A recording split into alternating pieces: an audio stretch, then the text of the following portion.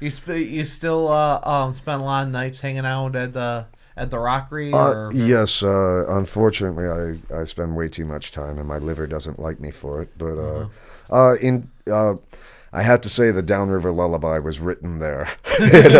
I can understand why. And oh you know, man, anywhere. that place has seen more owners.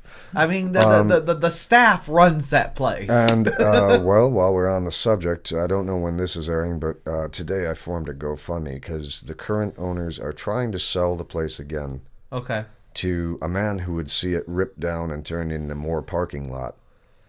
And Wow. the managers, Justin and Ian, they want to buy the place.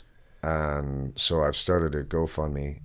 It's called Help Save the Rockery. They should own that place. They really ran should. that place And- longer than any. They've been there longer than any owner has been. Right. And, it's become, like it or not, whatever people say of Downriver, there is a lot of talent here, musically, artistically.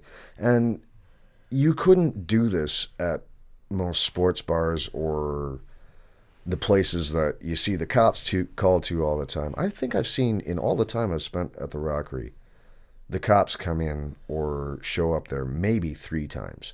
Now, you look across the street to the places who will go unnamed. Any night, especially during the summer, you see a fight being broken up. It doesn't happen at the Rockery. And, it's formed... And the Rockery is a punk. It is. It's a punk venue versus these other ones, which are mostly Your upstanding citizens. Oh yeah, And- you're good sports fan peoples. But, in the time that it's been going on, there have been bands from, like, Germany, Ireland, Brazil, Japan. My band.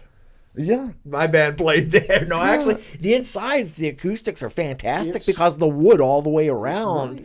So, It's one of those places where I don't even know who's playing, and before I had to get up at the crack of dawn, I'd be there all the time, and Sure.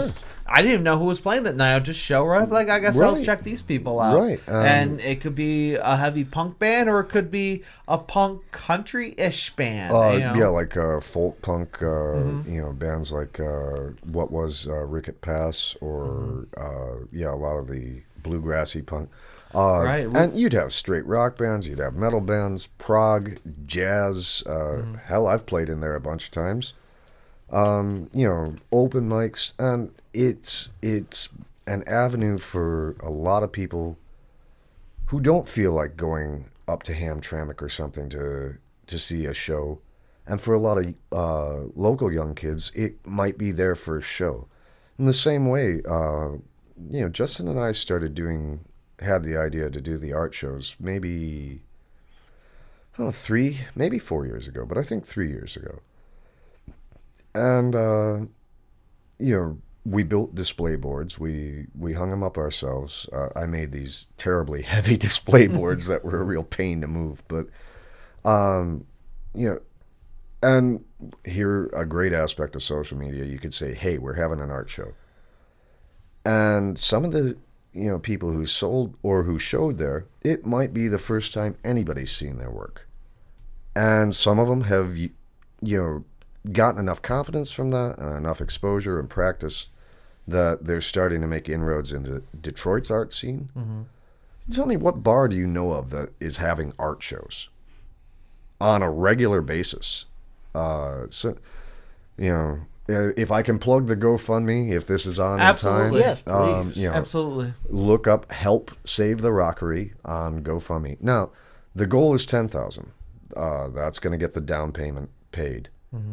If we could get 2,000 people, how much do you pay for a craft beer, a pint? How much? I think it's like what, $5-6. Okay, so if we could get 2,000 people to pledge $5, everybody drinks on their credit card these days. It's not that hard to, buy the Rockery a pint, as it were. 2,000 people doing that would have 10,000 easy.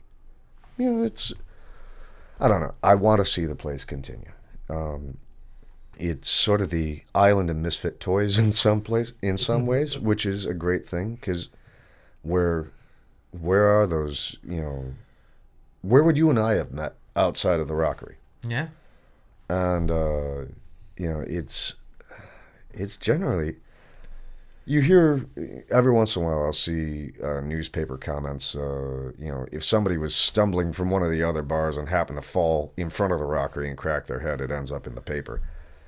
And I hear, the upstanding citizens or read their comments saying, oh, that place is sketchy. All right, 12, 15 years ago when it was a biker coke bar, yeah, it was sketchy. But now it's actually one of the safer places for anyone to walk into.